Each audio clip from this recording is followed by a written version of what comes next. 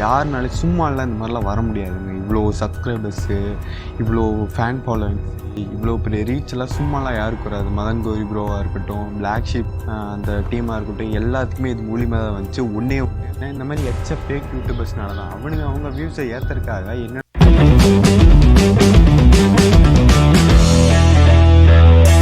Hello நண்பா, welcome to business mania தமிழன் channel. நீங்கள் தமிழில் பார்த்துட்டு வந்திருக்கலாம். ஃபேக் யூடியூபர்ஸ் அப்படின்னு போட்டு பக்கத்தில் மதன் கௌரி ப்ரோவோடதும் அப்புறம் பிளாக்ஷீப் விக்னேஷ்காந்த் அண்ணாவோட ஃபோட்டோவும் போட்டிருப்பேன். இவங்க தான் ஃபேக் யூடியூபர்ஸ் அப்படின்னு நீங்கள் நினச்சிங்கன்னா சத்தியமாக இல்லைங்க. பிகாஸ் அவங்களாம் லெஜெண்ட்ஸ், அதுவும் தமிழ் யூடியூப் சேனல்ஸில் அவங்களாம் பெரிய பெரிய ஆளுன்னு சொல்லலாம். அவங்கள பற்றி பேசுகிறதுக்கு எனக்கு ஒரு பர்சன்ட் கூட தகுதி இல்லை. அவங்க எப்படி இந்த நிலைமைக்கு வந்திருக்காங்கன்னா, அவங்களுக்கு ஒன்று தான் இருந்துச்சு. யாருனாலும் சும்மாலாம் இந்த மாதிரிலாம் வர முடியாதுங்க. இவ்வளோ சப்ஸ்கிரைபர்ஸு, இவ்வளோ ஃபேன் ஃபாலோவிங்ஸு, இவ்வளோ பெரிய ரீச்செல்லாம் சும்மாலாம் யாருக்கு வராது. மதன் கௌரி ப்ரோவாக இருக்கட்டும், பிளாக்ஷீப் அந்த டீமாக இருக்கட்டும், எல்லாத்துக்குமே இது மூலியமாக தான் வந்துச்சு. ஒன்று ஹார்ட் ஒர்க். அந்த ஹார்ட் ஒர்க் இருந்தனால மட்டும்தான் மதன் கௌரி ப்ரோவாக இருக்கட்டும், இல்லாட்டி இந்த பிளாக்ஷீப் டீமாக இருக்கட்டும், எல்லோரும் தமிழ் யூடியூப்பில் இவ்வளோ பெரிய ரீச்சுக்கு வந்திருக்காங்க.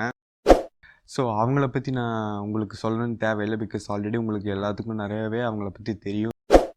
ஸோ நான் நம்ம கண்டென்ட்டுக்கு வந்துடுறேன். ஃபேக் யூடியூபர்ஸ் யார் அப்படின்னு சொல்லிடுறேன். ஃபேக் யூடியூபர்ஸ் இந்த மேக் மணி ஆன்லைன் அப்படின்ற ஒரு யூடியூப் சேனல் இருக்குது. அப்புறம் கிரேசி டெக்கி அப்படின்ற ஒரு யூடியூப் சேனல், லைக் தட். அந்த மாதிரி ஒரு 3-4 ஃபுல்லாக அந்த மணி ஏர்னிங் மணி அந்த மாதிரி பேரில் தான் அந்த சேனல் இருக்கும். அவங்க இப்போ என்ன பண்ணுறாங்கன்னா, இப்போ நார்மலாக ஒரு ப்ளே ஸ்டோரில் இப்போ தான் அந்த ஆப் லான்ச் ஆகும். அந்த ஆப்பை பற்றி எந்த ஒரு ஸ்டடி பண்ணாமல் அது மூலிமா ஏர்னிங் ஆப்புன்னு சொல்லிட்டு அதை டவுன்லோட் பண்ணி நமக்கு போடுறாங்க. அதுவும் அதில் எப்படியெல்லாம் திருட்டு வேலை செய்கிறாங்க பாருங்கள். ரெஃபர் கோடு அதுக்கு ஒரு பிட்டாக போடுறாங்க. இந்த ரெஃபர் கோடை யூஸ் பண்ணிங்கன்னா உங்களுக்கு 50 ருபீஸ் கிடைக்கும். அது மூலிமா எனக்கு எதுவும் கிடைக்காது அப்படின்னு சொல்லுவாங்க. ஓகே, நமக்கு 50 ருபீஸ் கிடைக்கும்னு சொல்லிட்டு நாமளும் அதை ஏற்றி டவுன்லோட் பண்ணி அவங்க ரெஃபர் கோடை போடுவோம். பட்டு இதில் 2 கேட்டகரி இருக்குது இந்த ரெஃபர் கோடில். ஒரு கேட்டகரி என்னென்னா, நம்ம ரெஃபர் கோடு போடுவோம், பட் காசு நமக்கு வராது, அவனுக்கு போயிடும். ஓகேவா? 2வது கேட்டகரி எப்படின்னா, ரெஃபர் கோட் போடுவோம், நமக்கும் அந்த 50 ருபீஸ் ஏறிடும், அவனுக்கும் 50 ருபீஸ் ஏறிடும்னு வச்சுங்க. ஓகேவா? சரி, அந்த 50 ருபீஸ் ஏறிடுச்சு. சரி, அந்த 50 ருபீஸை நம்ம வித்ட்ரா பண்ணிடலாம் அப்படின்ட்டு போனால், அங்கே போனோம்னா 500 சம்பாதிங்க, அப்படின்னா தான் வித்ட்ரா பண்ண முடியும் அப்படின்னு. சரி, நம்ம அந்த 500 ஏர்ன் பண்ணிடலாம் அப்படின்னு சொல்லிட்டு எப்படி ஏர்ன் பண்ணலாம் அப்படின்னு போனால், ஃபஸ்ட்டு நீங்கள் 1000 காயின்ஸ் ஏர்ன் பண்ணுங்கள். 1000 காயின்ஸ் ஏர்ன் பண்ணால் தான் 1 ருபி அப்படின்னு. சரி, அந்த 1000 காயின்ஸை ஈஸியாக ஏற்றிடலாம். ஒரு ஆப்பில் 1000 காயின்ஸ் வந்துடுமா அப்படி இப்படின்னு பார்த்தா அப்படிலாம் இல்லை. ஒரு ஆப்போ இல்லாட்டி ஒரு ஸ்பின்னோ இல்லாட்டி ஒரு ரெஃபரலுக்கோ ஒரு 50 காயின்ஸோ 100 காயின்ஸாக தான் தருவானுங்க. என்னால் முடியலடா. சரி, இதை எப்படியோ ஏர்ன் பண்ணி முடிச்சிடலாம் அப்படின்ட்டு 500 ரூபாய் கிட்டத்தட்ட ஒரு 4 மாதம் ஆயிடும். நாக்கு தள்ளிடும் உங்களுக்கு. இந்த 4 மாதத்தில் வெறுத்துருவீங்க. இதனால தான் பீப்புள்ஸ் கிட்ட ஆன்லைன் பிஸ்னஸாக இருக்கட்டும், இல்லை பேசிவ் இன்கமாக இருக்கட்டும், அதை பற்றின ஒரு தப்பான அபிப்பிராயம் இருக்குன்னு சொல்லலாம். ஒரு தப்பான அவேர்னஸ் கூட இருக்குதுன்னு சொல்லலாம். இப்போல்லாம் ஆன்லைனில் ஏர்ன் பண்ணுறது அப்படின்னு சொன்னாலே, இல்லை அதெல்லாம் ஸ்பேம் அப்படி தான் சொல்கிறாங்க. அதெல்லாம் மணி வராது அப்படின்னு சொல்கிறாங்க. ஏன் அப்படின்னா, இந்த மாதிரி ஃபேக் யூடியூபர்ஸ்னால தான். அவங்க வியூஸை ஏற்றுறதுக்காக என்னென்னமோ ஆப்ஸ் எல்லாம் கொண்டு வந்து போடுறாங்க. அது பேமெண்ட் ஹிஸ்ட்ரின்னு சொல்லிட்டு பேடிஎம்மில் உங்களுக்கு மணி கேஷ்பேக் வருதுன்னு சொல்லிட்டு சில ஃபோட்டோஸ்லாம் போடுறானுங்க. சரி, அது ஸ்வைப் பண்ணுற மாதிரி போடுங்களேன். அது போடவே மாட்டானுங்க. ஏன்?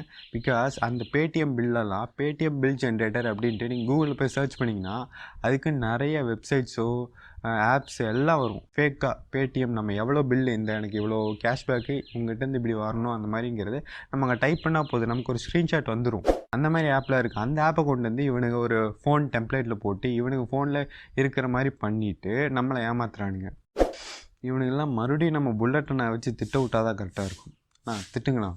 சிரிப்பு தான் உங்களை பார்த்தா வருது. உங்களை பேசினாலே சிரிப்பு வருது, கோவப்பட்டா வருது. உங்களை பார்த்தாலே ஜோக்கர் நீங்களா. இன்னும் சில அறிவாளிகள்லாம் என்ன பண்ணுறானுங்கன்னா, நம்மளை ஏமாத்துறங்கிற பேரில் சில யூடியூப் சேனல்ஸ்குள்ளெல்லாம் நீங்கள் போய் பார்த்தீங்கன்னா, யூடியூப் சப்ஸ்கிரைபர்ஸ் எவ்வளோன்னு காமிக்காது, உங்களால் கமெண்ட் பண்ண முடியாது, லைக் டிஸ்லைக் பண்ணவே முடியாது. எல்லாத்தையும் அவனுங்க ஆஃப் பண்ணி வச்சுருப்பானுங்க. ஏன்னா நீங்கள் அந்த தம்ப்நெயிலை பார்த்துட்டு உள்ளே போய் அந்த வீடியோ ஃபுல்லாக பார்த்துட்டு டிசப்பாயிண்ட் ஆகிட்டு வந்துடுவீங்க. ஸோ உங்களுக்கு தான் லாஸ், அவனுக்கு எந்த வித லாஸும் இல்லை. உங்களால் அவனை திருப்பி கேள்வி கேட்குற கமெண்ட்டும் பண்ண முடியாது. சப்ஸ்கிரைப் பண்ணாலும் எவ்வளோ சப்ஸ்கிரைபர்ஸ்ன்னு காமிக்காது. ஸோ அறிவாளித்தனமாக பண்ணிட்டு இவ்வளோ கேடுகட்ட கேவலத்தனமாக பண்ணிட்டு இருக்கானுங்க சில உல்ட்டா லகடி பயலுங்க. இந்த மாதிரி ஏதாவது ஆப் மூலிமா ஏர்ன் பண்ண முடியும் அப்படின்னு யாராவது போட்டால் ப்ளீஸ் அந்த வீடியோவை பார்க்காதீங்க, உங்கள் டைம் தான் வேஸ்ட்டு. பிகாஸ் இதை வந்து நான் சும்மாலாம் சொல்லலைங்க, எனக்கு இதில் நான் நல்லா எக்ஸ்பீரியன்ஸ் ஆகி தான் சொல்கிறேன். எனக்கு வந்து அந்த பேசிவ் இன்கம் ஏர்ன் பண்ணணும் அப்படிங்கிறது வந்து எனக்கு காலேஜ் செகண்ட் இயர் படிக்கும்போதே இருந்துச்சு. நிறைய எப்படியாவது நம்ம சைடில் நிறைய ஏர்ன் பண்ணணுன்ட்டு.